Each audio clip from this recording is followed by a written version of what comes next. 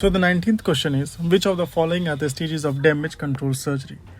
So what is damage control surgery first? So damage control surgery is done before the definitive surgery in case where is severe trauma, there is hemodynamic instability,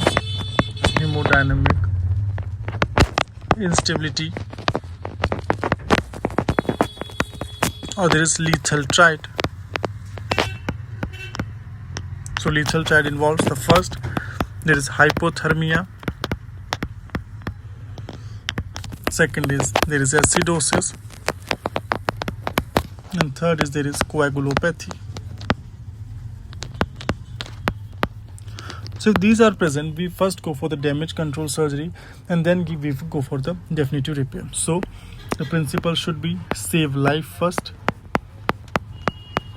and then go for the definitive repair. So now the question is asking that what are the stages of damage control surgery. So again, this is taken from the Bailey's table. So the Bailey's table write that there are 5 stages of the damage control surgery. The first one is the patient selection. Second is controlling hemorrhage and control of contamination. Third is resuscitation continued in the ICU, that is intensive care unit. Then definitive surgery and then abdominal closure. So coming to question, so patient selection, yes, this is the first stage. Control of hemorrhage, this is the second stage along with control of contamination. Then resuscitation in ICU, this is the third stage. Preventive surgery is not any stage. So the answer will be 1, 2 and 3. So this is the correct answer.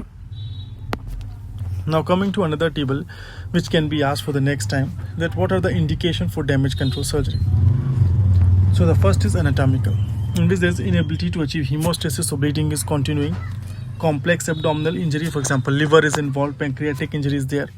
Combined vascular injury, solid injury, hollow organ injury, so aortic or cable injury. Inaccessible major venous injury, for example retrohepatic vena cava.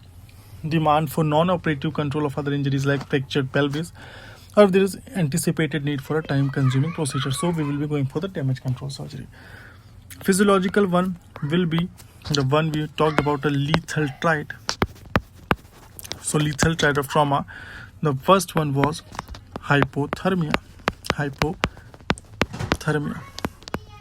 which can manifest in the form of temperature less than 34 degrees Celsius. Second was acidosis, means pH less than 7.2 or serum lactate more than 5 millimole per liter.